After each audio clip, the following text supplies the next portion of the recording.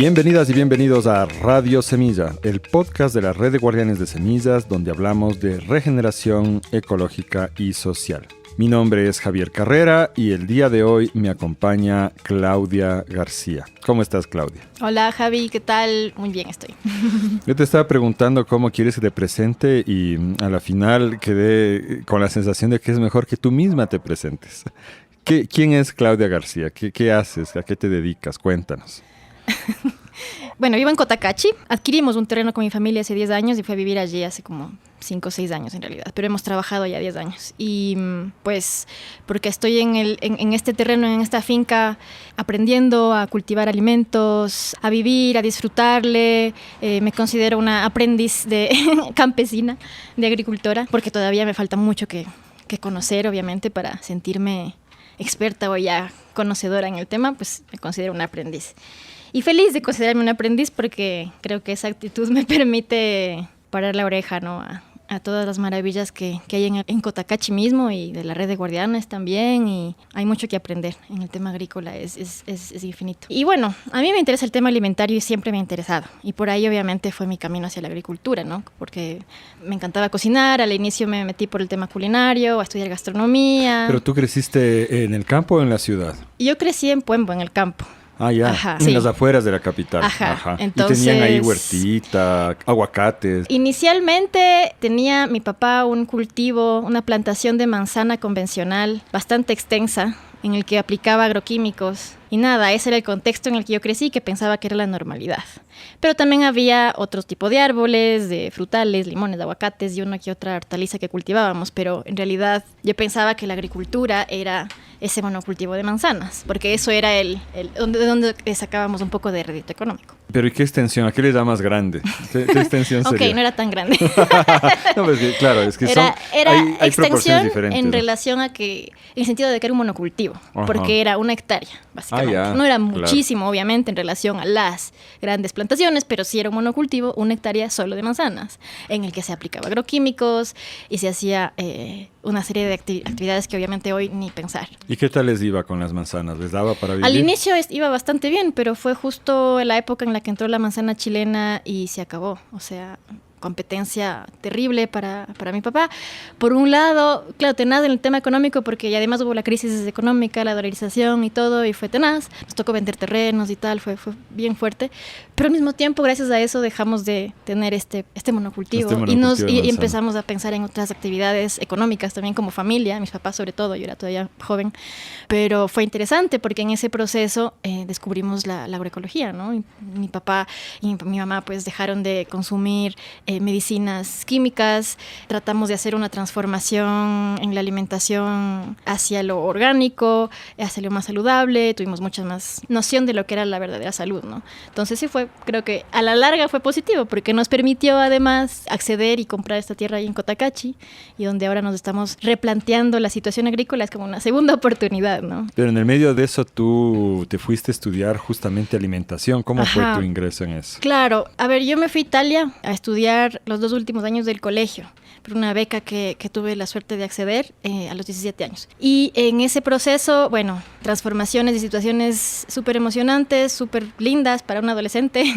Aprendí otros idiomas y en ese proceso tuve la oportunidad de conocer la existencia de la Universidad de Ciencias Gastronómicas, que es una universidad privada en Italia, cerca de Torino, en el que se estudia las ciencias gastronómicas, que es la alimentación, el sistema alimentario en sus 360 grados. O sea, no solamente cómo cocinar. De hecho, no había clases de cocina. Ah, no hay clases de cocina.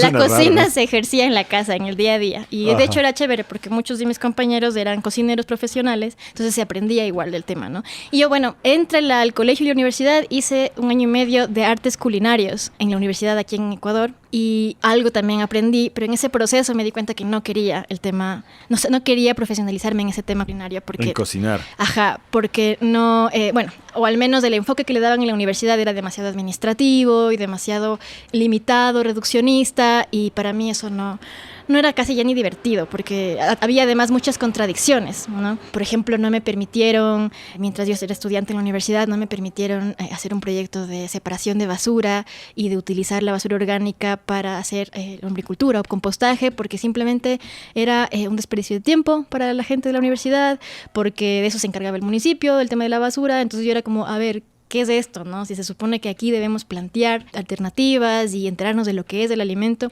Entonces, claro, fue una decepción en realidad. Y ya en general, ¿no? El tema de estudiar cocina y el mundo de la gastronomía como era en ese momento. Y bueno, en ese proceso ahí en la universidad tuve la suerte de coger una clase de oyente de antropología alimentaria.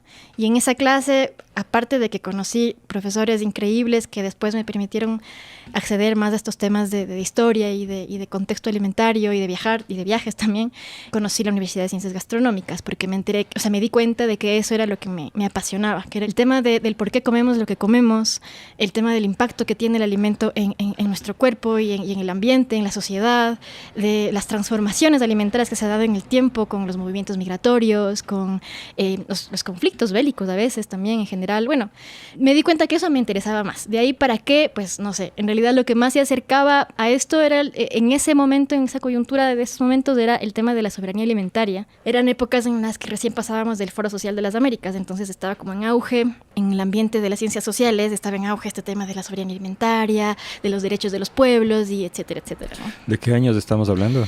2006.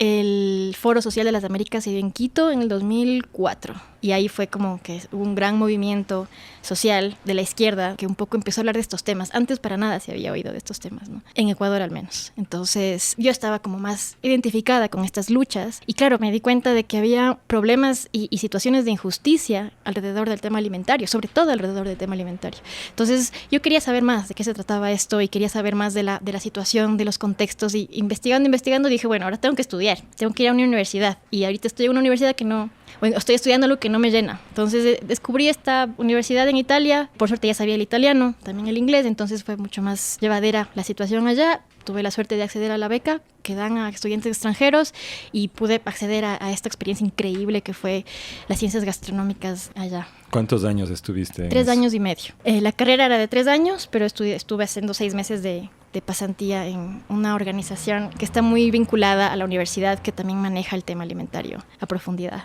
Ahí yo tengo una pregunta de curiosidad que nos desvió un poco, aunque no realmente. ¿Qué comen los italianos en realidad? Y no me refiero al que ahorita salió de la oficina y fue al centro comercial, que imagino que es una dieta más globalizada, pero ¿cuál es la verdadera comida italiana? ¿Se come en realidad así todo el tiempo pasta y pizza?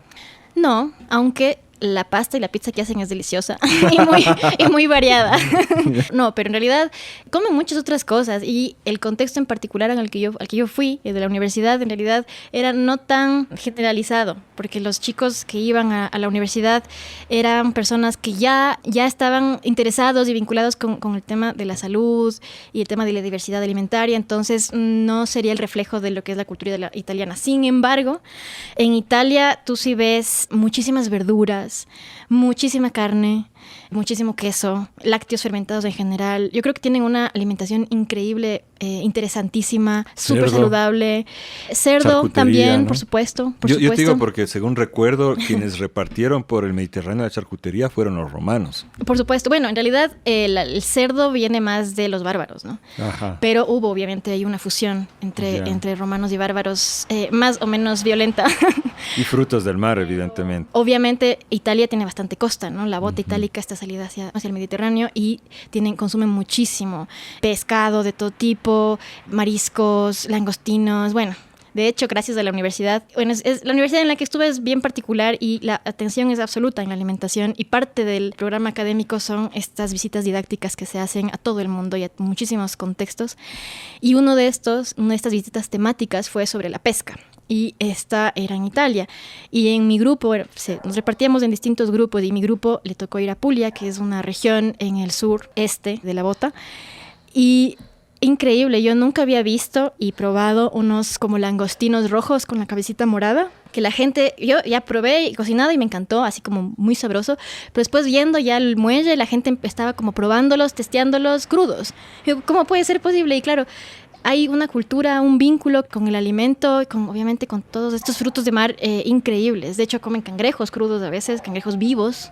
Hay en Venecia, en la zona de Venecia, que hay una cultura obviamente también de pesca increíble. Hay unos cangrejitos chiquitos, ¿no? Son más tipo jaibas, pero ya les conocen como cangrejos que se los comen vivos y los prueban así, ¿no? Y son crocantitos y tal. Yo no probé, pero sí supe que eso pasaba. Y estos cangrejos, estos langostinos que te digo, tenían sabor a ajo. Wow. Crudos, increíble. Y bueno, carnes de todo tipo. Y lo interesante es que en Italia, y ahora tienen están en este conflicto como en todas partes, ¿no? De que está entrando la comida chatarra y por temas económicos hay también dificultad de acceder a buena alimentación. Sin embargo, históricamente Italia tiene una riquísima cultura alimentaria, no solo en variedades de productos, sino cada alimento tiene sus subvariedades, ¿no? Por ejemplo, aquí pensamos que la carne de res es una sola, ¿no? En cambio, ahí tienes, o sea, la gente común conoce que tienes la raza chianina, la raza piemontesa, las razas de vacas, y cada una te va a dar un tipo de carne, un tipo de leche, o sea, cada una es adecuada para cierta cosa. Entonces, eso allá sí es de avanzada, porque lo tienen bien arraigado. O ancestral, mejor dicho. O sea, se ha mantenido. Se ha mantenido. Sí, a mí me daba siempre la sensación, y esto confirma, ¿no? De que lo que nosotros conocemos como comida italiana, cuando vamos a un restaurante italiano acá en América Latina, en realidad es italoamericano. Uh-huh. Es una variante que ha surgido en Estados Unidos que es mucho más orientada al fast food y que es pura pasta y pizza, ¿no? Pero que no representa la gastronomía italiana en absoluto. Digamos que a ver, sí consumen bastante pasta, pero la pasta que consumen es de sémola, que es el grano, el triticum durum, que es un grano que tiene mayor cantidad de proteína. Sí, esto es otro tipo de trigo, básicamente. Son variedades ancestrales. Es un trigo ancestral y están todo el tiempo buscando la forma de que esa pasta, que a la final es igual, no es la pasta, hay muchos tipos de pasta, ¿no? Uh-huh. No solo por el ingrediente, sino por la forma, y bueno, en fin. La pasta la hacen con huevo, y eso ya obviamente también le enriquece, le da más proteína, más nutrientes. Entonces, si es que una persona se alimenta con pasta, no todos los días, pero bastante, digamos que tiene su ración de nutrientes interesante. En cambio acá, por ejemplo, si tú vas a una fábrica de pasta, de fideos, ¿no? Uh-huh. Es harina blanca con agua. Y de la peorcita, o sea, de la que le han quitado ya todos los nutrientes importantes, ¿no? De hecho, a veces le agregan otro tipo de nutrientes y vitaminas porque saben que es barato y la gente come, entonces para temas de nutrición, de salud pública, pero... Y que de hecho hay debate qué tan útil es eso, ¿no? Porque Exacto. No todo el mundo absorbe esos nutrientes que son en el fondo artificiales, han sido Exacto. extraídos de sus fuentes naturales y añadidos luego ahí, y no necesariamente tu cuerpo va a tener la misma capacidad de utilizarlos, ¿no? Claro, y bueno, ahí están obviamente también más acostumbrados a comer esto, entonces seguramente, como dices, tienen más facilidad de absorber estos nutrientes. Y bueno, obviamente... No, yo decía los añadidos, o sea, estos minerales que acá se le añaden. Cuando ya has matado la harina totalmente, luego le añades hierro, zinc, así. Sí, ok. Y esos nutrientes añadidos no se procesan de igual manera que el natural. Claro, eso digo, y además, eso es lo que digo, ¿no? O sea, los ingredientes que utilizan son naturales, son variados, y también muchísimos ingredientes frescos, porque tienen, obviamente, la dieta mediterránea, que consiste en verduras frescas y aceitunas que tienen un elevado contenido de grasas muy saludables, lo que acá puede ser el aguacate, pero no es tan valorado como allá la aceituna y el aceite de oliva, que lo utilizan en todo, crudo, obviamente. Los quesos maduros utilizan muchísimo también, eso es bien interesante, su buena porción de grasas animales. O sea, la dieta mediterránea no es una dieta vegetariana en realidad. No, en lo absoluto. No, hay muchas verduras, eso sí, pero no es netamente o preponderantemente vegetariano para nada. De hecho, comen carne cruda. En la región en donde estaba mi universidad, comen la salchicha de Bra, Bra es del pueblo donde estaba la universidad, es una salchicha de ternera con cerdo y la comen cruda. Es increíble. Le ponen un poco de limón, pero la casi 80% de carne ternera, bien picadita. Pero es riquísimo. Yo después ya me animé a probar, y es con limón, con un poco de pimienta, con un poco de parmesano rallado, y lo comen. Oye, me haces de acuerdo en un podcast anterior con Hilda Labrada, no sé si ya lo escuchaste, tienes que escucharlo. Ahí uno de los principios de Weston Price, que decíamos, de este científico que investigó las dietas ancestrales de muchos lugares del mundo, uno de los principios básicos que él encontró en todas las culturas fue el consumo de algún tipo de carne cruda. Mira, que es justo lo que tú me dices ahorita. Ajá. ¿No? Yo tenía conciencia del tema de la carne, pero no de la carne cruda. Sí, siempre hay hay el bistec tártaro, por ejemplo. Acá tenemos el ceviche en Sudamérica, ¿no es cierto? Que se consume. Siempre hay algún tipo de carne que se consume cruda. Bueno, en Italia el tartar es carne picada igual. Tienes los carpachos, que es carne encurtida, digamos, pero es cruda. No, tienes variedades de carnes crudas. Carne de caballo también consumen en el norte de Italia. Pero por lo general es de res. Por lo general es de res, la carne cruda. Y también hacen carpacho de pescado, obviamente, entonces sería como similar a nuestro ceviche, pero bueno, sí, ¿no?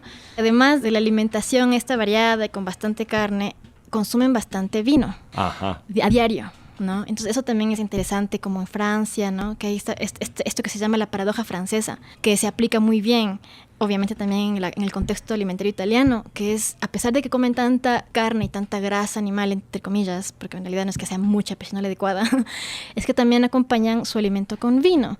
Y eso es interesante, porque eso es lo que comparan con Estados Unidos, que esa es la paradoja francesa, ¿no? Que mientras Francia consume hasta más carne que en Estados Unidos, la gente tiene menos problemas de obesidad y de problemas cardiovasculares, y le atribuyen a que acompañan su alimento con claro, vino, ¿no? yo conocí eso desde hace muchos años, pero y se sigue manteniendo que el vino es importante, pero en realidad los análisis últimos que yo he leído al respecto van más orientados a que la razón principal por la cual la gente de España, Francia e Italia son más sanos, incluso que el resto de europeos y sobre todo más que los norteamericanos, es justamente el consumo de grasa. O sea, es un alto nivel de consumo de grasa animal de buena calidad.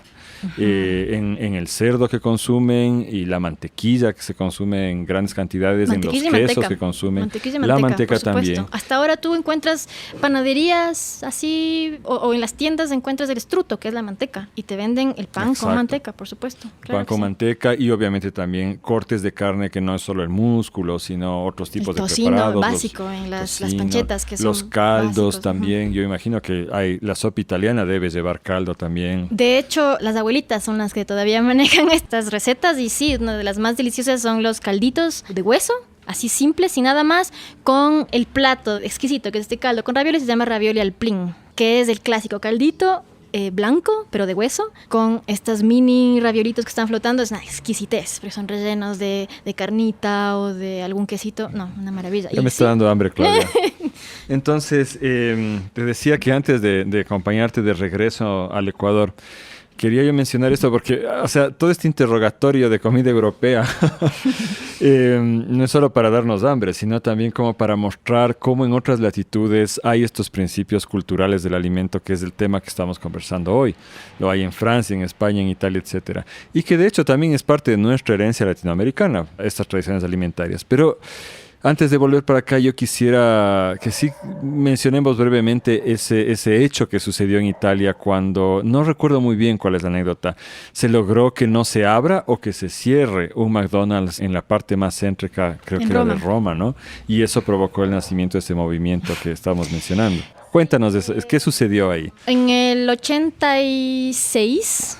Entre el 86 y el 89 había este grupo de muchachos comunistas, del Partido Comunista, de hecho, muy interesados en las realidades rurales, en la alimentación local, en la riqueza de la alimentación local, y fueron a marchar y a luchar para que no se abra una sucursal de esta cadena McDonald's, esta cadena de comida rápida en Roma, y lograron su cometido. No se abrió en ese momento la sucursal, y fue un hito para que la gente de ahí de Roma y en general de Italia se dé cuenta de que su alimentación era importante proteger. Entonces ahí se dio el nacimiento del movimiento Slow Food, el movimiento de la comida lenta, que ahora es un movimiento internacional importante, grande, pero en Italia tiene mucha fuerza. Y tiene mucha fuerza también porque el italiano y la cultura italiana está muy identificada con su alimentación, con su gastronomía.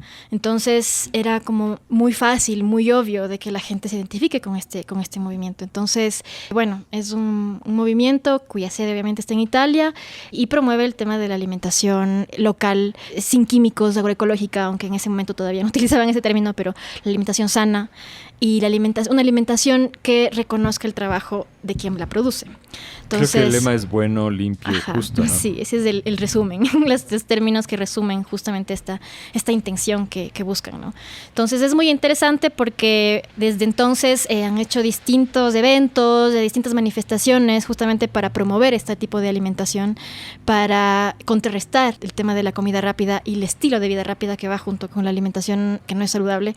Y bueno, en el 2004 fundaron, Carlo Petrini, que es el presidente de esta organización, funda junto con los socios la Universidad de Ciencias Gastronómicas, que es a la que yo tuve la oportunidad de asistir. Claro. De hecho, es una universidad bien particular. Hasta hace poco era de las únicas que manejaba esta filosofía, esta intención de estudiar el sistema alimentario desde todas sus aristas. Pero, claro, obviamente tenía que ser en Italia. Justamente hablábamos de lo bien que se alimentan en Italia. Y se funda esta universidad y yo tuve la oportunidad de asistir. Y en efecto, los profesores, la mayoría italianos, que eran los que impartían cátedra aquí, eran maravillosos, muy coherentes con lo que se planteaba en la universidad. O sea, en el día a día podíamos palpar que se alimentaban bien, de que compartíamos muchísimo. En realidad, el 50% de los estudios se daban en clases, pero el 50% en casa, ¿no?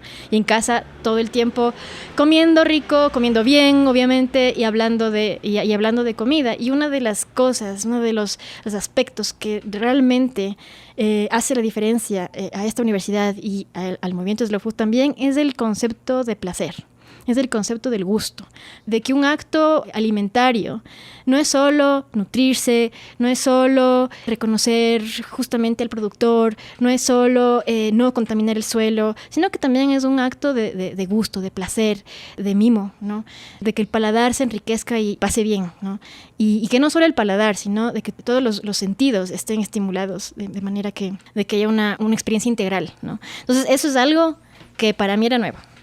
Como esta visión. Tenemos una compañera, Pilar Egues, que ya le haremos la entrevista también, que ella justo habla mucho de eso, de la emocionalidad del alimento. Yo me acuerdo cuando yo andaba estresado con esto del gluten, me decía, ¿sabes qué? Lo que más daño te hace es estarte estresando al respecto. O sea, eso, sí. Deberías más bien disfrutar, ¿no es cierto?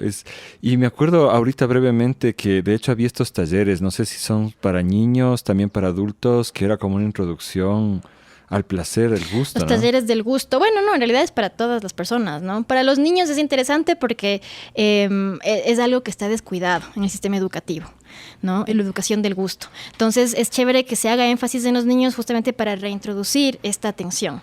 ¿Qué es la educación del gusto? Suena al mismo. Educación a mí me suena como, ¡ay, qué feo, me van a educar! No. Pero del gusto suena algo bien bonito. Aprender entonces, a gustar, qué chévere, ¿no? A mí así me parece muy bonito. Como la educación del gusto es estimular el vínculo profundo con lo que te rodea. Eso es. Pero en la práctica, ¿qué haces? ¿Te dan a probar distintas cosas? Y en la práctica, bueno, en el sentido del alimento, porque la educación del gusto se puede aplicar a muchas otras disciplinas, pero en el sentido del alimento, eso, ¿no? Es tener un producto, un alimento, una comida frente a ti y diseccionarla, como lo llama mi amigo Santiago Rosero. Diseccionarla. O sea, utilizar todos tus sentidos para apreciarla. Desde la vista, el oído, incluso el oído, el olfato, el tacto es súper importante, el gusto, los sabores. Y yo al inicio pensaba que el tema de pensar terminología sobre este tipo de experiencias, como darle un nombre a estas experiencias, como dulce, salado, crocante, etcétera, etcétera, permitía a una persona darse cuenta, como tomar conciencia de la existencia de estos aspectos, que a veces uno se come algo y se traga. ¿Y qué también habrá pasado? ¿Qué tal estuvo? ¡Rico! Más allá no puedes decir nada. Y todo bien. El tema es que creo que cuando hacemos ese ejercicio de tomar conciencia de los distintos aspectos de un alimento, no solo que es más saludable, porque le vamos a consumir más despacito y por ende el metabolismo va a poder trabajar mejor, sino que también vamos a pasar más chévere, pues. La experiencia va a ser más entretenida. Y creo que en ese proceso, y de hecho eso es lo que pasa con los guaguas, ¿no? En ese proceso de hacer tiempo, de disfrutarle a este alimento, uno se va cuestionando cosas, ¿no? Ve un pastel que está muy dulce, un pastel ¿qué tendrá este pastel? ¿Será que tiene harina de trigo, harina de amaranto, harina de qué será que tiene? ¿Será que tiene zanahoria? ¿Será que tiene especias? Y me pregunto, ¿cómo qué será que tiene? y después empiezo a pensar en cada uno de esos ingredientes y ahora de dónde será que vinieron estos ingredientes. Y uno obviamente también puede guiar ese proceso, ¿no? Puede plantear preguntas en este ejercicio de educación del gusto y a estimular a que las personas vayan ampliando esos cuestionamientos, que creo que es a la final lo que buscamos también en este proceso, también con la red, de forjar una alimentación más sana, ¿no? y más apropiada. Sí, de hecho hay muchas coincidencias, ¿no? Tanto con Weston Price, que debíamos la otra vez, como ahora con Slow Food, la red de Guardianes de Semillas comparte muchas búsquedas similares. Y yo recuerdo, antes de ya abandonar definitivamente Italia, que alguna vez yo también fui invitado a participar en estos eventos grandes que solía hacer Slow Food, que eran los Terra Madre, ¿no? Sí. Y Salón del Gusto. Y este Terra Madre reunía, creo que estábamos 3.000 delegados de todo el mundo. Éramos entre 5.000 y 7.000. Sí, wow. En el 2008 participé como estudiante en este evento. Bueno, a ver, llegar a la universidad fue increíble. Aparte de la universidad, que ya era increíble, existe Slow Food, y Slow Food organiza todo este tipo de eventos increíbles que son justamente para acercar productores, consumidores y hablar del tema alimentario. Y sí, uno de los eventos más grandes, más importantes de Slow Food es el Terra Madre, que es un encuentro de comunidades del alimento, que se llama. Y considerando comunidad del alimento a todo aquel que produce y consume, a todo aquel que produce y come, básicamente. Claro, digamos, no la gran empresa que hace industrialmente también, y no se lo come. También, porque hay empresas grandes que hacen las cosas bien también. Ajá. Pero el énfasis era en los productores de todo tipo de alimentos, sea pesca, sea agricultura, sea crianza de animales, etcétera, a todos aquellos que tengan una historia que contar y que además se sientan amenazados o se sientan solos. Y eso era uno de los énfasis que hacían en Terra Madre, como, hey, aquí estamos estas miles de personas que quizás en casa, en nuestros campitos, en nuestra chacrita, nos sentimos solitos porque estamos alejados de la otra persona, la siguiente persona que piensa como uno, pero no, somos un montón de personas y no estamos solos y lo que estamos haciendo está bien y es necesario, entonces démosle. Entonces era como una bomba de energía positiva y de ánimos y de motivación para seguir haciendo lo que estábamos haciendo, ¿no? Mientras te escucho, Claudia, me vienen imágenes a la memoria, ¿no? Esta familia de pescadores noruegos de bacalao, vestidos todavía con sus trajes y con todas estas cosas raras que sacan del mar. Y más allá había este grupo de etíopes que me sirvieron un café pasado en unas pajitas, que yo no tomo mucho café, pero esa cosa es la cosa más rica, que bestia, ¿no es cierto? Y más allá había esta gente de Kazajstán y de Mongolia, o esta otra granja con quesos de Checoslovaquia. Y ahí estaba el café de Intag, de acá de Ecuador, al lado del café colombiano, y estaban conversando, ¿no es cierto? Yo visité también el stand de cacao de Kenia, y eran como muy amables conmigo. Luego les dije que era Ecuador, y se quedaron un poco tiesos, así, de Ecuador, sí, pues el mejor cacao del mundo. La competencia. La competencia, ¿no es cierto? Sí, y estaban los peruanos, los chilenos, toda la gente ahí, como tú dices, sí, muchas experiencias del alimento que tienen esta raíz ancestral, que verlo junto era de una potencia fenomenal. Pero bueno, ahora sí. Eventualmente decidiste regresar al Ecuador. Volviendo a mí. No, es que yo soy eso. O sea, la verdad, la experiencia en Italia me marcó mucho, obviamente, y decidí regresar porque siempre me ha interesado el tema alimentario, pero estaba un poco confundida todavía cómo ejercerlo, ¿no? En mi carrera, en mi vida, en mi día a día. Tu vida profesional. En mi vida profesional.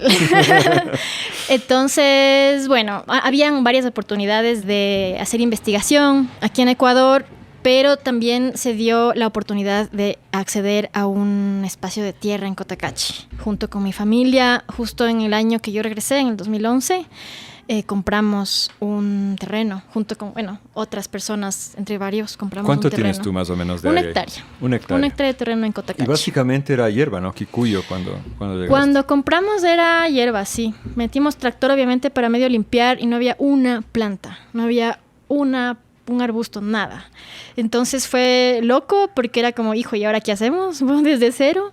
Pero fue hermoso también porque era esa como oportunidad de aplicar lo poco o mucho que habíamos aprendido, tanto mis padres en su proceso de agricultura convencional, y obviamente ya no querían saber nada de eso, como nosotros, y en especial yo, que estaba como más en ese camino del alimento. Y fue maravilloso porque no dudé en un segundo de que cuando dijimos, ok, compremos esta tierra, no dudé en regresar, porque dije, ahora, aparte de que quiero, tengo que hacerme cargo. Tengo que hacerme cargo de esto, era mi responsabilidad. Sentía que era mi responsabilidad, porque quizás si es que yo no me involucraba, quizás se hacían otras cosas que después yo iba a estar en contra o no iba a estar de acuerdo, pero ahí sí yo no podía decir nada porque tuve la oportunidad. Entonces, nada, me embarqué en este proceso de vincularme a la tierra y de ir y de empezar a plantar y de empezar a sembrar cosas. Entonces, bueno, ha sido un camino maravilloso. ¿Tienes por si acaso un sitio web o cuenta de Instagram, Facebook? Bueno, para poder mostrar a los oyentes. A ver, nosotros como familia ahora nos dedicamos, bueno, desde el 2006 más o menos, mis padres principalmente iniciaron con un proyecto de procesamiento de amaranto. En Puembo iniciamos y ahí era nuestro taller y cultivábamos el amaranto ahí, pero poco a poco, fuimos obviamente también conociendo a otros productores de amaranto. Fue un poco creciendo también la situación esta del negocio y nos permitió sobrevivir como familia porque también nos generó ingresos y alimentarnos bien. Fue una maravilla conocer el amaranto. Y lo mismo estamos haciendo en Cotacachi. Estamos cultivando amaranto de una manera mucho más consciente. Hemos aprendido muchísimo en el camino. Se ha hecho también bastante investigación sobre el amaranto en Ecuador y mucho más en México, en Bolivia, etcétera. Pero hay bastantes fuentes de información y gracias a las experiencias que hemos tenido ya sabemos. Y yo en lo personal en estos últimos 3 años básicamente estoy muy vinculada con la producción agrícola del amaranto y estoy fascinada y también con muchos retos todavía porque como el amaranto es un granito pequeño y es un pseudo cereal que se requiere mucho terreno para cultivarlo, la tendencia es el monocultivo. Entonces, el reto es la diversificación, cómo hacer para no empobrecer el suelo sembrando el amaranto. Entonces, mínimamente lo que hacemos es rotación, mínimamente, porque eso sí es infaltable. Pero lo que estamos ahorita tratando de hacer es tratando de diversificar el cultivo y poner arbolitos, ¿no? Como hacerle agroforestar la producción. Entonces, bueno, en realidad no tenemos un sitio web ni una red social de la finca, pero sí del proyecto del amaranto, que a través del proyecto del amaranto comunicamos lo que hacemos también a nivel agroecológico y a nivel de estilo de vida en general. Entonces nos encuentran como Kausai Alimentos en Instagram, en Facebook y en Twitter, y creo que vamos a sacar un sitio web pronto. Pero estamos también en un proceso de transformación de los empaques y bueno, queremos que sea lo más coherente posible, lo más saludable para todos el proyecto este. Pero eso es en realidad ahora lo que nos estamos dedicando como familia también. Los enlaces en las notas del podcast, queridos y queridas oyentes, lo pueden encontrar. ¿Y por qué el amaranto es importante? El encuentro con el amaranto fue muy bonito porque mi tío abuelo fue Plutarco Naranjo. El Plutarco Naranjo fue uno de los médicos, antropólogos que más promovió el tema del consumo, del rescate del patrimonio alimentario ecuatoriano, de la inclusión de los alimentos locales en la dieta ecuatoriana, justamente porque él estaba vinculado en los 80s con la investigación nutricional e investigación científica, los aportes nutricionales que tenían nuestros cultivos andinos, y convencido, cuando él fue ministro de Salud en la época de Rodrigo Borja, él convencido de que el problema que teníamos como país de desnutrición se lo podía enfrentar con los mismos productos locales, y que de hecho esa era la forma de transformar. Estamos de acuerdo.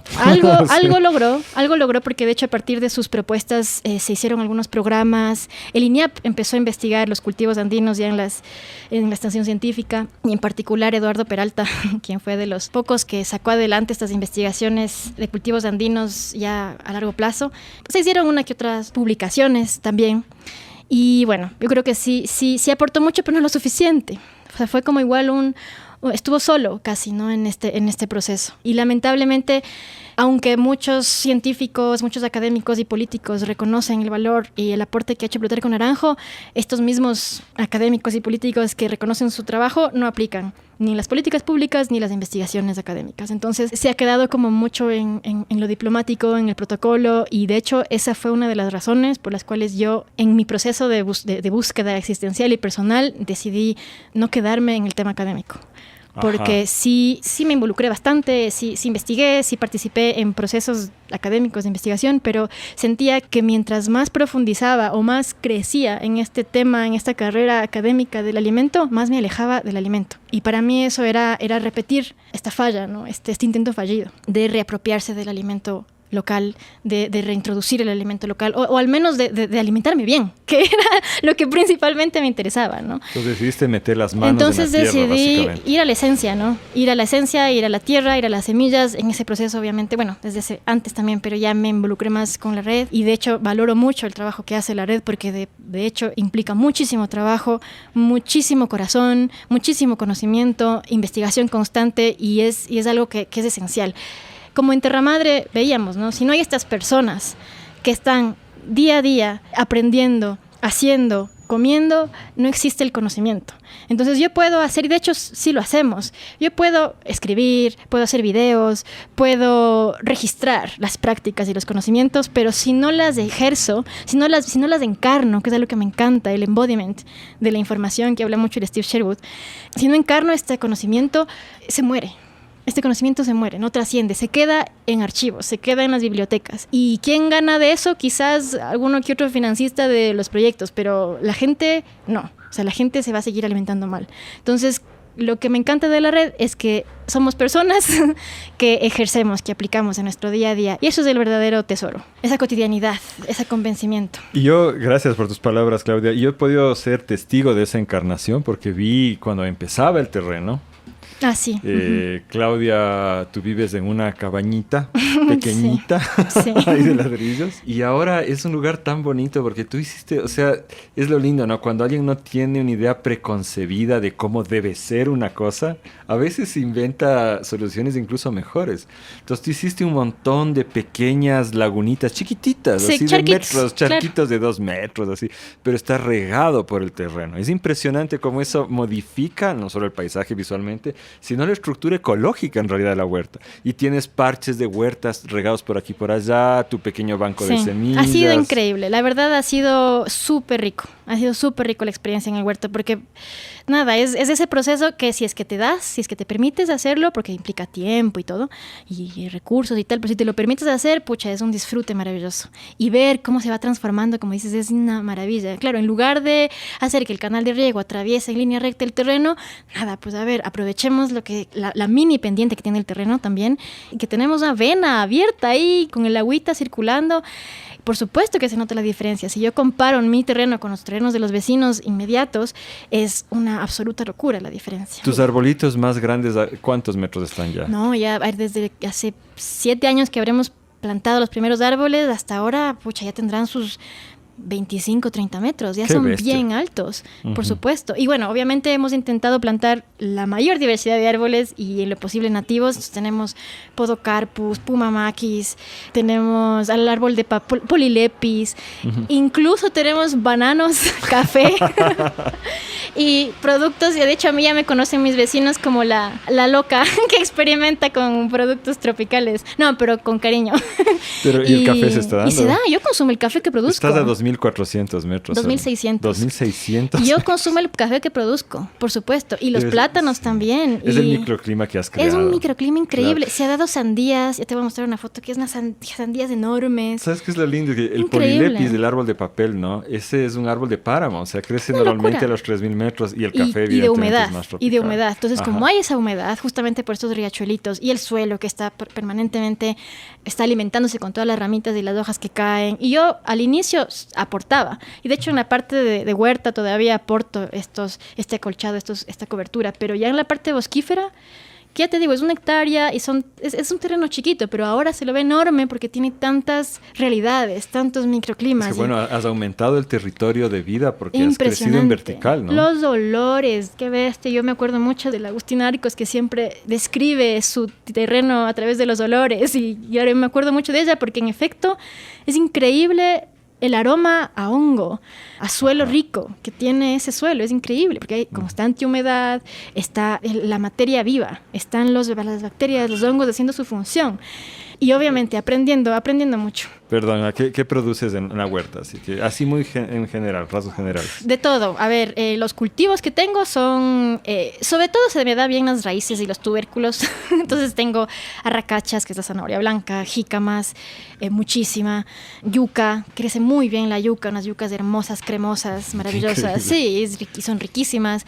Ahora, gracias también a ti que me facilitaste la semilla del miso, está creciendo. Ah, mi miso, ese es hijo mío. Sí, ya te traje una patita. Me lo dio Rolando Cangas, creo que se llama el compañero. Me lo dio allá mismo en Cotacache, en la Feria de Semillas, y lo tuve yo un año y luego te lo pasé a ti. Ya te lo voy a regresar. Ay, gracias, porque ya está el hijo, medio perdido. El nieto.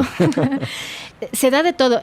Frijoles, qué bestia. Cotacache en general es una tierra de maíces y frijoles maravillosos. Sí. Y bueno, yo estoy fascinada con los frijoles, pero tenía el problema de que no sabía qué hacer con los frijoles, porque son lindos, pero bueno, y esto no es que como mucho frijol.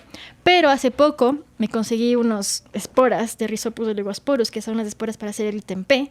Entonces estoy haciendo tempeh con mis frijoles, mis frijoles de la huerta. Delicioso. A mí me gustó mucho. Todavía estoy perfeccionando la cosa, pero gracias a la receta de la Mimi y el Jaime, de la red otros queridos amigos de la red, estuve experimentando con el tempeh y es una maravilla porque es súper saludable y puedo utilizar finalmente el frijol con este valor añadido que es del fermento, ¿no? Y de hecho hice también tempeh con porotón. El porotón es otra maravilla que aprendí gracias a la red de Guardianes de Semillas, que es este árbol leguminosa que produce comida, que produce frijoles. Erythrina edulis. Entonces yo cada vez que la gente me visita les llevo de una al árbol de porotón, que es la bendición del terreno, porque es productor de biomasa maravilloso y fijador de nitrógeno y productor de alimentos. O sea, y melífero, alimenta colibríes. Y una flor maravillosa, ajá, sí, claro. Es buen forraje para animales. Bueno, no sé, tal vez algún día le dediquemos un episodio al porotón, porque para mí es una de las pasiones más grandes la Erythrina edulis. Es de verdad maravilloso. Y en sí es riquísimo, es comerlo así, bueno. Y lo sembré por todas partes y lo estoy reproduciendo. Entonces, bueno, es la escuela, para mí, la escuela de la huerta, la escuela de la vida, ahí ha sido muy, o sea, incomparable con ninguna otra. Y una excelente continuidad, creo, para lo que hice en Italia. También. Sí. Genial. Y bueno, uno de los temas que yo más quería conversar contigo, hemos hecho una introducción bien larga. Seguimos en la introducción. No sé, a la final tendremos muchas oportunidades de volver a hablar en Radio Semilla de estos temas, pero hace unos años nos embarcamos en una aventura bien loca juntos, ¿no, Claudia? Con la ayuda de Erika Zárate, Esteban Tapia, que estaban en ese entonces en el Ministerio de Cultura. Conseguimos colocar ahí un proyecto que se llamaba el Atlas de Patrimonio Alimentario de la provincia de Pichincha. Generamos una metodología y luego al año siguiente, si no me equivoco, nos dieron ya la responsabilidad de hacer el mismo proyecto, de hacer un inventario en realidad de patrimonio alimentario a nivel nacional. Pero como era tanto trabajo, nos dividimos en dos equipos. Tú te hiciste cargo de la Amazonía y yo me hice cargo del resto del país. Y fueron investigaciones distintas en realidad, porque lo mío era... Aunque era más amplio el territorio, era más fácil porque no era realmente una labor etnográfica que a ti sí te tocó más fuerte en la Amazonía, ¿no? ¿Quieres contarnos algo de esa historia? A ver, yo me hice cargo de la Amazonía, me interesaba mucho también la Amazonía porque tuve experiencias en la Amazonía de compartir con compañeros secoyas, secopay en realidad les gusta que les digan más, y con ellos trabajamos el tema del patrimonio alimentario. Ellos están al norte de la Amazonía, son un pueblo ancestral, ¿no? Ajá, son una nacionalidad indígena de Sucumbíos, del Ecuador, que bueno, compartí más que nada con ellos, pero bueno, fue una hermosa introducción y una buena base para darme cuenta de lo extensa que era la riqueza gastronómica, la cultura gastronómica en la Amazonía. Yo no sabía antes de eso. Yo pensé que en la Amazonía pues la gente se alimentaba de la pesca, un poco de la caza, yuca con un poco de yuca, un poco de maíz y el maito y se acabó. Y en realidad cuando hice esta investigación en el 2012 y compartí, pude convivir un poco con ellos, me di cuenta de lo errada que estaba, porque qué bestia, fue un descubrimiento para mí, una ampliación de esa limitada visión que tenía de la gastronomía increíble. Fue claro un chilazo porque fue un descubrimiento total. Solo en Sucumbíos nomás fue ya increíble. Entonces cuando me enteré y nos pusimos a conversar sobre estos temas, yo de una me enganché con el tema amazónico porque dije, pucha, yo creo que puedo hacerlo y quiero saber más sobre el tema amazónico. Y además, bueno, a mí me encanta conversar, entonces yo feliz igual de hacer estas investigaciones porque implicaba justamente ir al territorio y hablar con la gente, preguntar sobre el alimento, probar. Y eso para mí es lo más exquisito. Entonces, fue una experiencia maravillosa. En resumen, logramos identificar, bueno, muchos más, pero logramos inventariar ya con sus fichas y con sus características de distintos ámbitos, como 170 productos primarios, es decir, como ingredientes. De todo tipo, desde raíces, hojas, insectos, hongos, peces, mamíferos, aves, frutas, obviamente, bueno, un sinfinidad de alimentos mucho más allá del maíz y la yuca. Y como 70 platos, 70 alimentos ya elaborados como platos, que yo estoy segura que hay muchísimo más, porque el tiempo y los recursos no nos dio para cubrir todo el territorio, pero sí fue una hermosísima base, una importante base para entender esa diversidad, por un lado. Y por otro lado, esa diversidad no solo de alimentos, sino de formas de nombrar los alimentos. O sea, lo rico creo que fue de esta investigación y el gran aporte que hicimos fue que logramos identificar los nombres de estos productos en los distintos idiomas amazónicos. Entonces, si tomamos en cuenta que en la Amazonía hay 10 nacionalidades indígenas, aparte de la mestiza. La Amazonía ecuatoriana, obviamente, olvídate, ¿no? Si aparte, y muchas de las nacionalidades indígenas ecuatorianas cruzan frontera, están más allá. Entonces, igual y es una interesante panorámica de lo que pasa, pero exacto. La Amazonía ecuatoriana es un pequeño porcentaje de la Amazonía en general, de la región amazónica. Entonces, yo creo que eso fue muy lindo porque, de hecho, uno de los idiomas de una de las nacionalidades es una lengua muerta, considerada muerta. No hay más personas que hablan este idioma. Entonces, esa parte sí fue bibliográfica. ¿Cuál es esta? El Kandawash, que es de la nacionalidad de Andoa, que ya no existe, ya no hay personas que hablan el Kandawash. Entonces, ese aporte fue desde la literatura, que sí hay una que otra investigación, pero aparte de ese, las demás sí fue una compilación lingüística súper interesante. Y eso da cuenta de la diversidad cultural que tenemos y del vínculo que hay con los alimentos, porque obviamente muchas personas no conocen el término para nombrar a un producto porque no lo consumen, así de simple. Entonces, por ejemplo, los quichuas llaman al brote de una de las variedades de helechos que consumen garabatoyuyo, ¿no? Uh-huh. Porque es tal cual una hierba que tiene forma de garabato. Otros no tiene nombre ese producto porque no lo comen y punto. Entonces es así, ¿no? Sabores nuevos, maravillosos, frutos que yo, a pesar de que me interesa tanto el alimento, no tenía idea que existían. Entonces sí es algo que para alguien del Ecuador, para un ecuatoriano, para darse cuenta de que la Amazonía es más que petróleo y madera, yo creo que sí es fundamental sacarlo a la luz. Y digo, hablo en futuro porque todavía no está publicado. Entonces eso es un poco un problema de esta investigación. ¿Cuál fue el alimento que más te llamó la atención o el más exótico o que te causó susto comerlo? ¿Susto? Ninguno. No, ninguno. No, susto nunca. Yo, si es que alguien más lo come, alguien local lo come, yo me lo como. No hay ningún problema. Es que a ti no te asusta. En lo absoluto. Al menos no me pasó. Pero, a ver, hubieron varios. Y varias anécdotas también, pero de los alimentos, a ver, yo creo que hay dos. Y uno es un poco más berreado porque ya se lo ha consumido mucho, que es el casabe. El casabe es un alimento loquísimo porque es como el símbolo justamente de este proceso histórico ancestral de cachar una innovación que se volvió tradición porque esa vaina funcionaba. O sea, porque es tan meticuloso.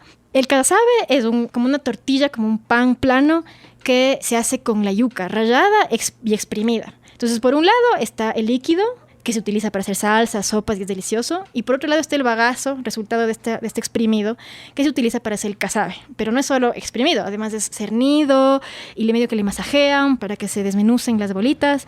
Y después utilizan eso para, encima de un tiesto caliente, lo esparcen sin ningún tipo de líquido. Esa vaina se pega porque todavía tiene almidones. Entonces se vuelve un pan. Es mágico. Y lo más loco es que permite consumir yucas que de otra forma serían tóxicas por el contenido de cianuro que tiene la yuca, sobre todo el corazón. Esta forma de procesamiento permite el consumo de la yuca. Y es delicioso. Y se preserva.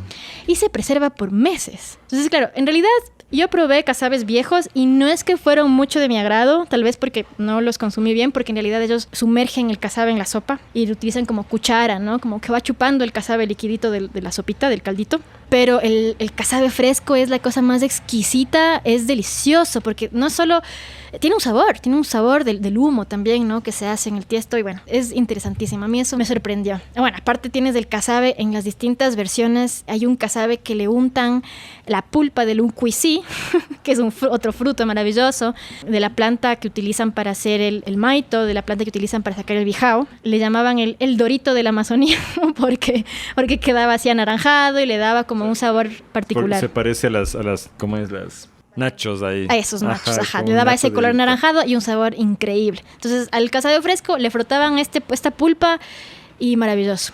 Y bueno, eso por un lado, y el casabe ahora es ya mucho más conocido, por eso digo que es un poco berreado, porque ya se lo ha publicado y se ha hablado tanto del casabe. Sí, bueno, pero ¿cuánta gente ha comido realmente? No, exacto. Quizás en nuestro medio es más común, pero la mayor parte de la gente del Ecuador se está perdiendo de esta maravillosidad, porque son solo secoyas y sionas que lo elaboran, que lo saben elaborar. Y ellos tienen una historia, pues, o sea, ¿por qué otros grupos del Ecuador no lo elaboran? ¿Por qué ellos sí? Es porque ellos vienen de Brasil, pues, originalmente. Traen de por allá el conocimiento. Ellos migraron, no recuerdo exactamente cuándo, pero hubo un momento en el cual migraron desde el centro de la Amazonía hacia acá. Miles de años, claro. Comparten el grupo de lenguas tucupí, claro.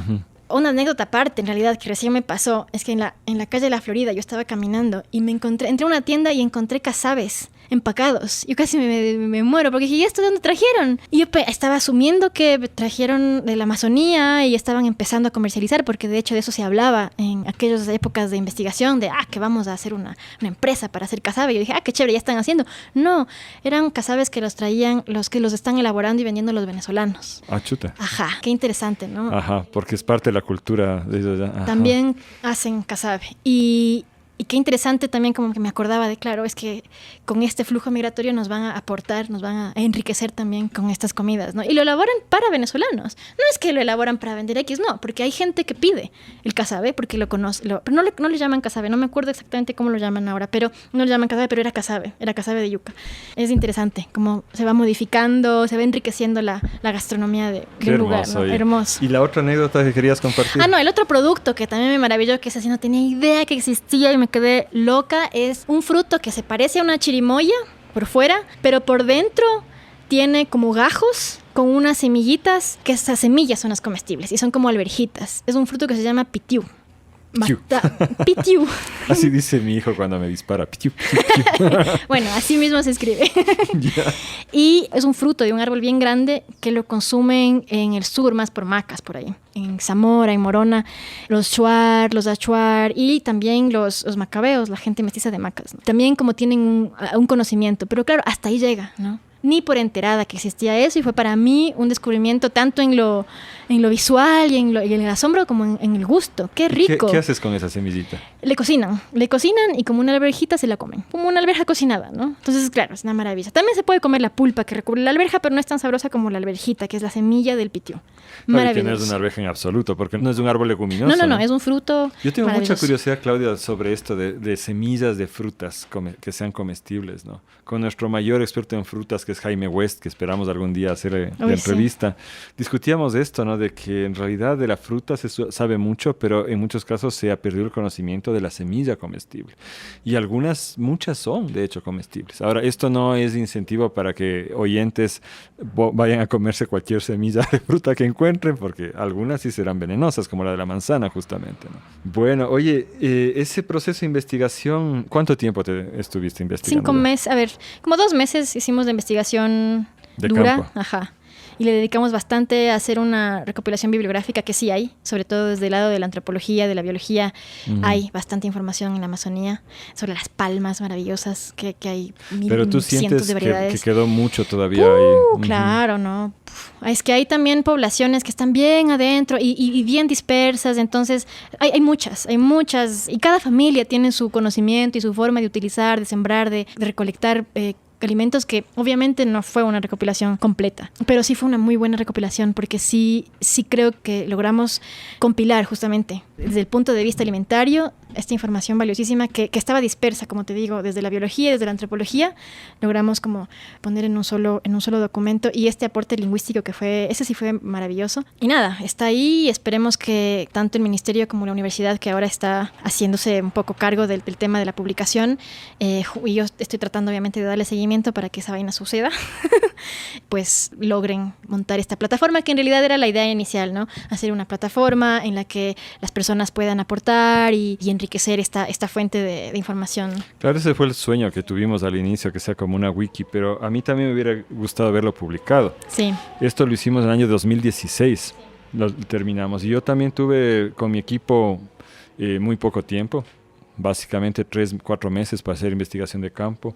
También aprovechamos bibliografía, pero también yo siento que apenas raspamos, aunque es un buen inventario. Sí. O sea, yo me acuerdo que en algún momento dijimos, Claudia, que teníamos como 800 productos. Imagínate. En total. No, es que yo sin lograr como a profundizar, ya no puse en el informe porque de plano no tuve tiempo de recopilar más Tenías información. el nombre nomás, Tenía digamos. solo el nombre, tenía una que otra característica, entonces ya no la incluí, pero hay cientos de productos que están ahí nombrados. Entonces, puchas. Bueno, sé que hay una que otra universidad en la Amazonía que sí están haciendo un trabajo que va por ahí. La Universidad de Iquiam, sé que Gabriela Zurita está trabajando en estos temas. Pero es que dejamos la metodología montada además. Yo sé que la Universidad en Loja, algunos lugares han hecho modificaciones de la metodología y han continuado la labor de ir haciendo este inventario. Bueno, yo ya conté, creo que en el episodio de Hilda, que yo tuve también el objetivo de probar si es que los principios básicos de Weston Price se aplicaban en el Ecuador, cosa que lo logré totalmente. O sea, todas las cosas que hablamos en ese podcast. En la Amazonía se da full, claro. Los caldos, todas estas los cosas. Fermentos, los Pero claro. también había otra cuestión aquí que queríamos un poco preservar el uso de estas cosas, pero con el objetivo de que aporte a la soberanía alimentaria mediante el uso cotidiano. Y eso quería también conversar un poco contigo, porque claro, se puso de moda la gastronomía en los últimos años, ¿no? Lugares como Netflix han colaborado mucho para que el chef se convierta en una superestrella. Así es. Acá en Ecuador tenemos algunos chefs jóvenes, hombres y mujeres, que son extraordinarios y extraordinarias. Tienen un talento, una capacidad, pero al mismo tiempo una conciencia social, política, cultural, identitaria, que es algo bien importante. Nosotros desde la red hemos estado trabajando con ellos, les hemos llamado embajadores gastronómicos de la red de Guardianes de Semillas, y son gente que apreciamos muchísimo y la colaboración es estrecha. Pero más allá de esta moda, hay una problemática que para mí se expresa especialmente con el caso peruano, ¿no? Uh-huh. Yo contaba que en alguna ocasión fui a un lugar alejado en Perú y me serví un plato tradicional servido por una familia, ¿no? Esto no era un restaurante 5 estrellas, era una cosa bastante sencilla, y me trajeron un plato que tenía una colocación de los elementos que evidentemente responden a la cultura gastronómica internacional moderna. Entonces yo les cuestioné, ¿no? ¿Esto es realmente el plato tradicional? Sí, es lo que siempre hemos comido. ¿Y así lo han comido siempre? No, pues es que antes no sabíamos cómo preparar. Ahora, gracias a Gastón Acurio y la gente que del movimiento de Lima, nos han enseñado cómo se debe realmente servir un plato. Entonces yo no digo que hay una intencionalidad negativa en ese sentido de parte de Gastón Acurio y la gente que ha luchado por rescatar el alimento, para nada. Pero sí ha habido un proceso de gentrificación. Uh-huh. Entonces yo quisiera, si tú sabes, que nos expliques un poco de qué se trata la gentrificación, qué significa esta palabra y cuál es tu visión al respecto. A ver, en realidad lo que hacen los chefs es deconstruir. Ellos siempre hablan de la deconstrucción de un plato, ¿no? También, porque no creo que todos estén conscientes, pero creo que la mayoría están conscientes de que la forma en la que ellos presentan los platos, todo gourmet y pomposos, no es la forma tradicional y correcta para también adjudicarse el término comida local o comida tradicional o comida nacional, que en realidad ahora está de moda y que por eso también planteas esta pregunta, porque sí da un poco de coraje a veces que se adoptan conceptos y productos y nombres de platos, pero en realidad lo que se presenta no es de la forma tradicional y además te cobran un ojo de la cara. Entonces, ¿quién se está llevando estos beneficios también, no? Entonces, claro, un poco va por ahí la gentrificación, que es como darle la exclusividad de un patrimonio, de un producto, en este caso alimentario, a los pocos que pueden permitirse pagar.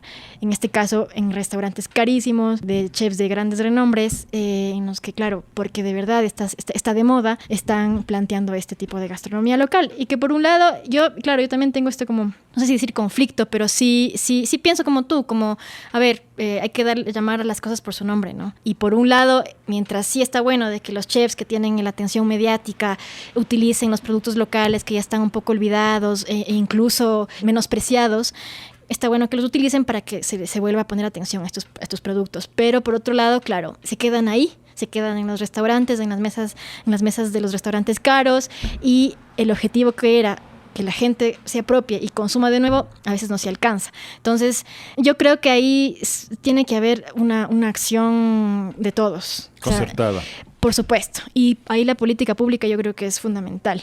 Porque, por un lado, por ejemplo, les invitan a los chefs a que represente al país, a que promueva un producto y tal, y les subsidian y les dan mucha atención mediática, pero a las personas que de verdad están produciendo y tienen estos conocimientos por muchísimos años, muchísimas generaciones, no les paran ni bola, como decimos por acá, ¿no?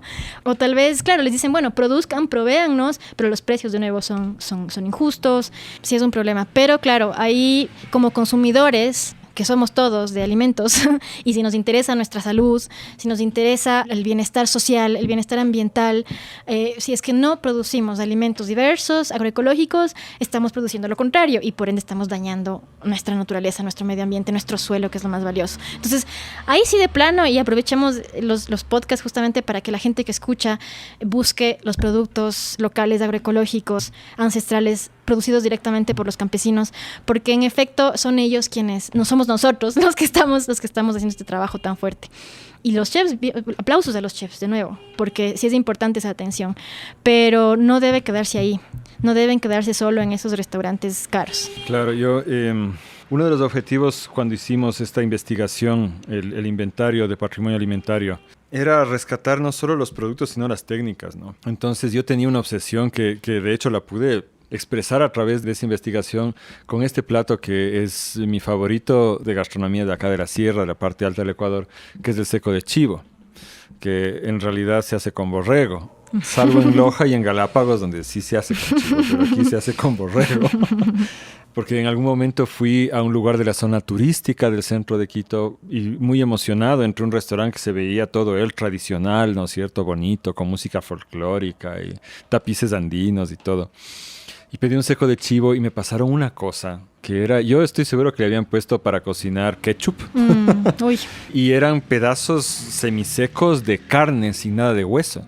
Entonces le pregunté pues a la persona qué es esto y me dijo, es que hemos tratado de hacer el seco de chivo tradicional, pero nuestros turistas, en su mayoría gringos, les pareció asquerosísimo, no quisieron saber nada. Entonces hemos modificado la receta, pero de ahí está bien, ¿no? Entonces, ahí entender por qué estas lógicas son importantes. O sea, el seco de chivo se hace con hueso, ¿no es cierto? Con costilla, con pierna, combinado ahí. Y porque ahí hay nutrientes especiales que no están en el músculo. Y justamente tienes que cocinarlo hasta que esté suave y se desprenda ya la carne del hueso, porque ese es el punto en el cual el hueso ya ha empezado a liberar los minerales. Ya te voy a recomendar un sitio para que vayas a comer seco de chivo. Déjame terminar de describir el plato. Y además se debe marinar, fermentar. Un buen seco de chivo, unas 72 horas se puede marinar y ancestralmente se lo hacía en chicha, de maíz, ¿no es cierto?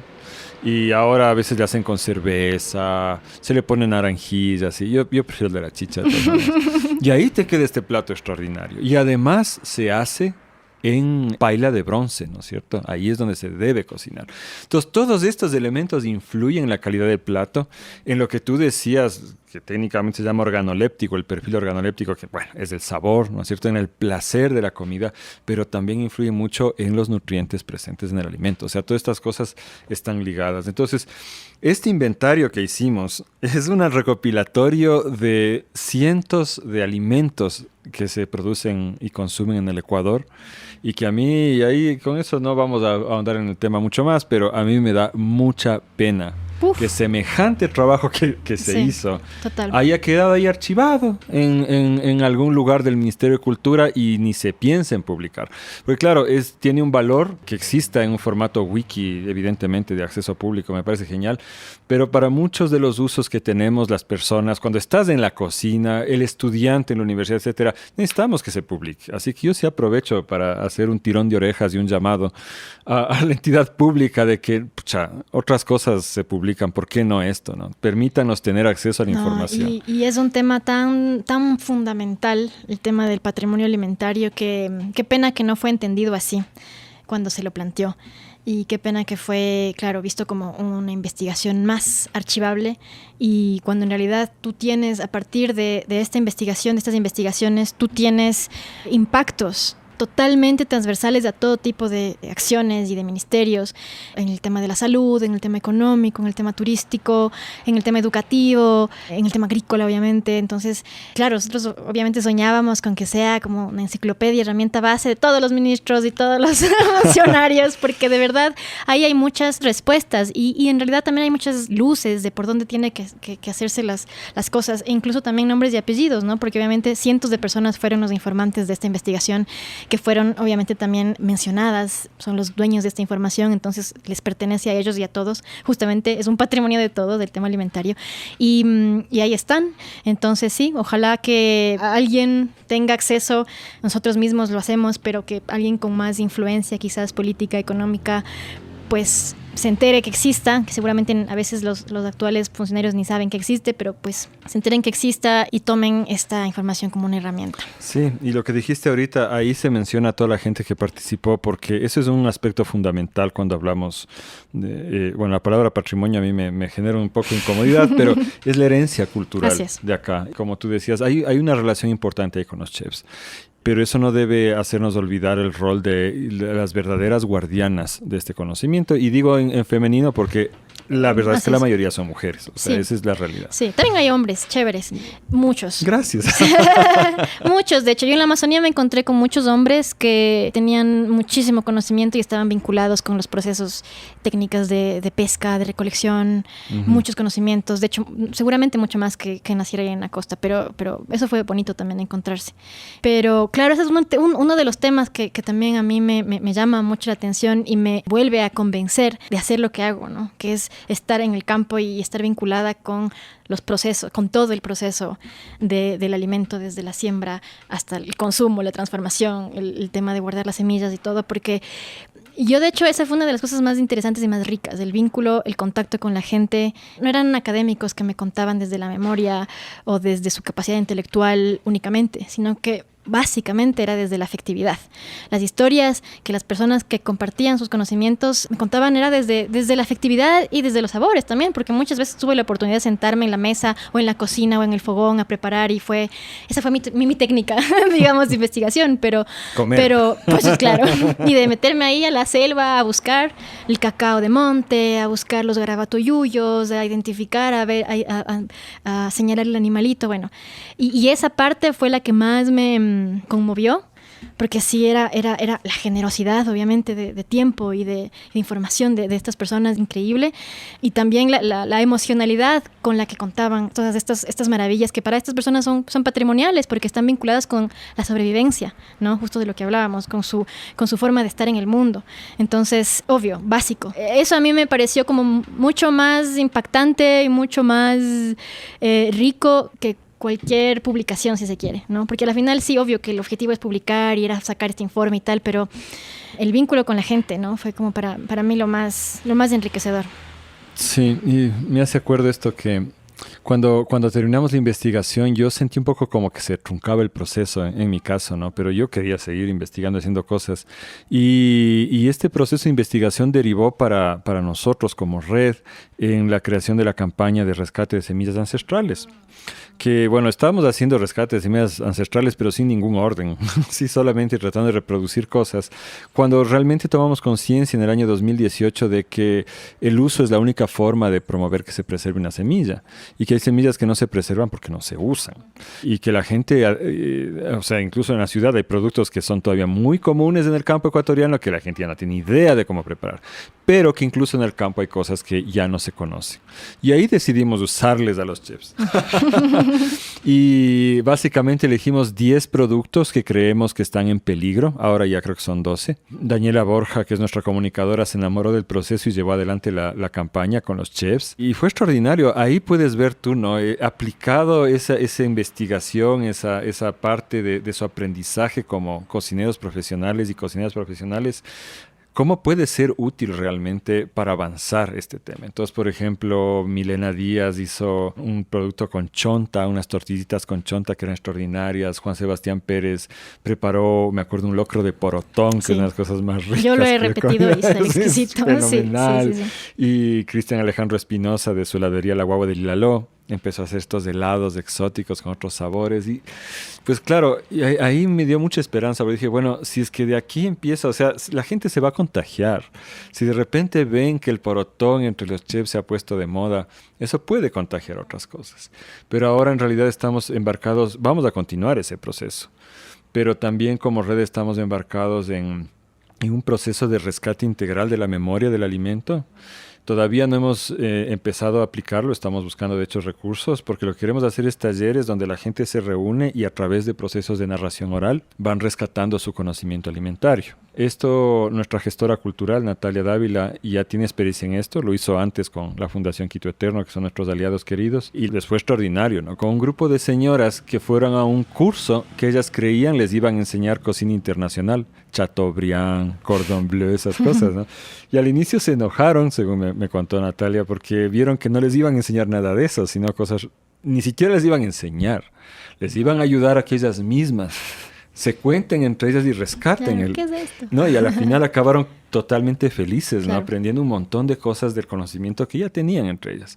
Entonces yo creo que de cualquier manera tiene que haber una coexistencia entre este nivel del cocinero profesional que tiene su restaurante, empresa en la ciudad y atiende a cierto público y muestra la riqueza que tiene nuestra productividad, ¿no? En América Latina en general, no solo en Ecuador. Pero también sostener la comida del hogar y la comida de estos otros lugares especiales que yo les tengo mucho cariño, que en Ecuador llamamos las huecas, que son comedores populares que hacen buen dinero con rápida rotación, tienen un equipamiento sumamente básico, costos muy bajos de operación, dan de trabajo a un montón de gente y son los lugares que realmente mantienen este patrimonio alimentario vivo, ¿no? Uh-huh. Ese consumo interno, turismo justamente interno. Por esa dinamicidad, pues. Porque hay muchas personas que buscan lo que hacen. Entonces, claro, en realidad casi no hay huecas de productos que están en peligro de desaparecer. No hay.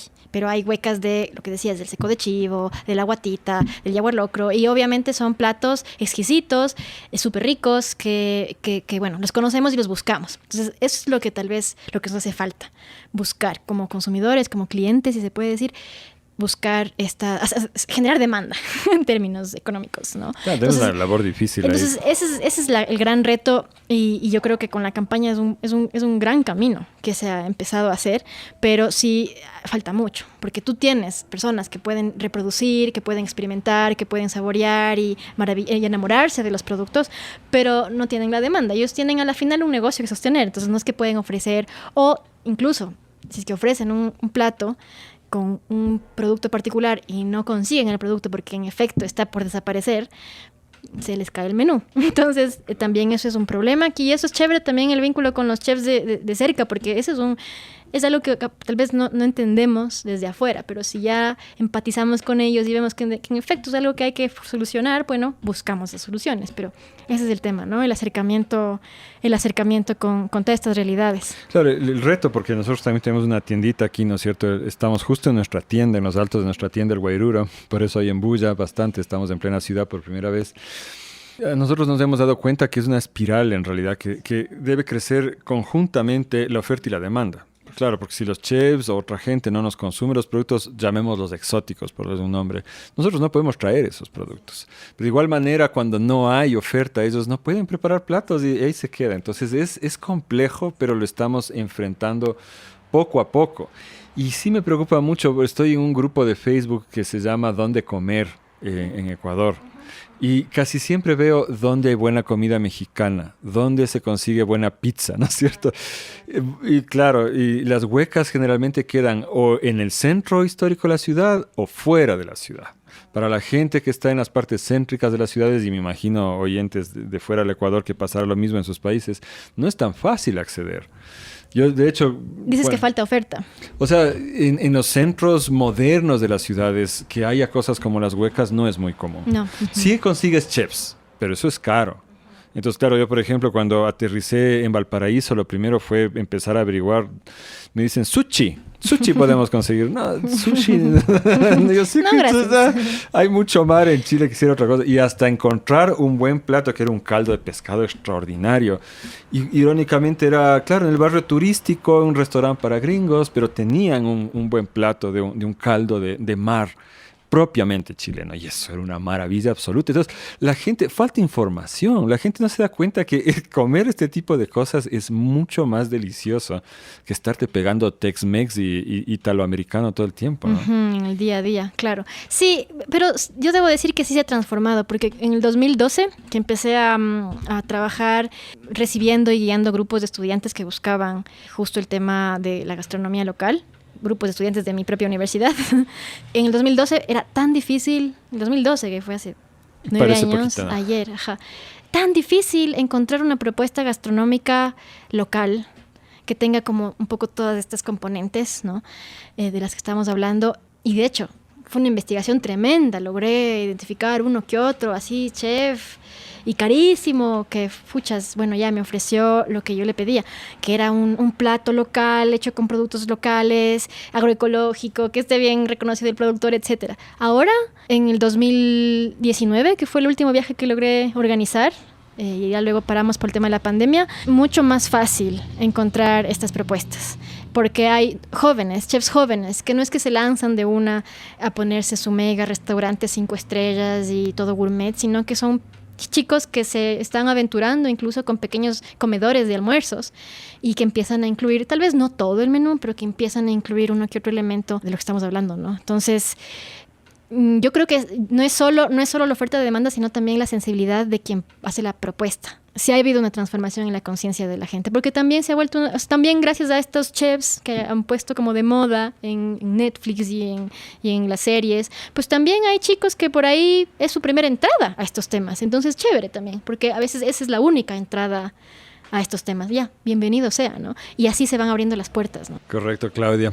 Vamos a ir cerrando ya. Ha sido súper emocionante este episodio. Antes de irnos, yo quisiera decirte que esta raíz Mirabilis expansa, que llamamos miso acá, tazo en Cotopaxi, Mauca en el Perú, que te pasé yo, necesitamos buenas cantidades. Tal vez si te inspira sembrar así un poco más de espacio. Porque claro, ahora tú estás también ahí con las manos en la tierra. Una planta logré sembrar y de esa única planta ya reproduje, tengo como 8 más. Le compartí a Doris, nuestra compañera de Urcuquí, ella también tiene otras, y ahora te traigo a ti para que también la Fer y tú se hagan cargo de reproducir más, y así, ¿no? Claro, sí. Y eventualmente necesitamos, porque los chefs ya nos piden. Buenazo. Sí, o sea, es buenazo, yo les ayudo a rescatar, pero ¿dónde está? ¿Dónde está? Claro. Tenemos que multiplicar eso. Esperamos, compañeros y compañeras, que les inspire esto a todas las personas. A los que tienen un pedacito de tierra, hay cosas que son fáciles de sembrar, se puede trabajar y transformar y ayudarnos a sostener estos productos que no desaparezcan. A las personas que tienen restaurantes o negocios del alimento, que les inspire también a buscar estas otras opciones, a compartir más de esto, ayudar a sostener que se creen nuevos productos y que los que existen no desaparezcan. Y a las personas que comen, que se inspiren sobre todo de todas estas riquezas que hemos hablado, les tengan muchas ganas de comer, pero de comer bien. Hay unos sabores impresionantes en nuestra cocina, en nuestro patrimonio alimentario, herencia alimentaria. Ese descubrimiento es maravilloso. Cuéntame alguno. Alguno que te encante. Uy, a ver, la jícama, por ejemplo, ha sido también un descubrimiento increíble. No me acuerdo bien de dónde saqué la primera patita de jícama que sembré, pero ahora yo tengo muchísima jícama y estoy ofreciendo a quien quiera que Por si acaso, necesite. aquí en Ecuador les llamamos por confusiones históricas jícama al yacón. Sí, sí, bueno. Yacón, es En realidad el nombre correcto es yacón, exacto. Ajá. Y confusamente, bueno, el yacón o jícama es la verdadera manzana de la tierra, la verdadera pomme de terre. ¿Qué haces tú con eso? Porque yo la verdad es que solo le he rayado en ensalada nomás. Yo me como fresco, como manzana, porque se puede comer cruda. Es una planta cuya raíz es la comestible y se la puede comer cruda, a diferencia de todas las demás raíces. Bueno, hay que asolearla para que agarre sabor y dulzor, como otros tubérculos y raíces de nuestros cultivos andinos. Me refresca muchísimo. Yo cuando tengo ganas de masticar algo, refrescarme algo, ya no pienso en manzanas, sino que voy de una. La jícama, como tengo un montón de jícamas, cojo las que están más superficiales, que están más asoleadas, las saco, le pelo y me como. Y es maravilloso. Y de ahí, en realidad, yo lo utilizo, le paso por el extractor de jugos y me tomo jugo. Intenté alguna vez y lo logré hacer vinagre de jícama, pero no me ha vuelto a salir, entonces todavía estoy investigando. Pero la jícama, por ejemplo, es un alimento maravilloso, no tanto para nosotros directamente como para nuestra flora bacteriana, nuestros bichos que viven por la inulina que tiene. Es un alimento considerado prebiótico. E incluso de los buenos nutricionistas, que sí hay nutricionistas en este país, ellos recomiendan consumir la jícama, recomiendan consumir la racacha, recomiendan consumir muchos de los productos que ya no se encuentran en el mercado y quizás solo se encuentran en la zona de las medicinas, como la mashua, por ejemplo. Ellos recomiendan y ellos han sido para mí los clientes y las personas que más buscan, que más piden, porque saben, un mercado ahí, hay un mercado interesante que justo eso, bueno, podemos conversar más adelante, pero buscan la jícama, el yacón en particular, justamente porque tiene esta propiedad de fortalecer la flora bacteriana y los que saben de verdad saben que ahí está todo, ahí está el secreto de la salud. Qué chévere, Claudia. Yo contigo veo cómo cambia la situación cuando en la misma persona se unen la agricultora, la investigadora y la luchadora social. Te agradezco, y la cocinera. Y la cibarita. Te agradezco mucho por todo el trabajo que tú haces. Es realmente un honor que seas parte de la Red Guardianes de Semillas. No, a ustedes, a nosotros. Y espero que hayas disfrutado la entrevista. Sí, mucho. Bueno, muchas gracias. Queridos y queridas oyentes, espero chévere. que ustedes también lo hayan disfrutado y tengan muy buen provecho en su próxima comida. Nos vemos en el próximo capítulo de Radio Semilla. Un abrazo.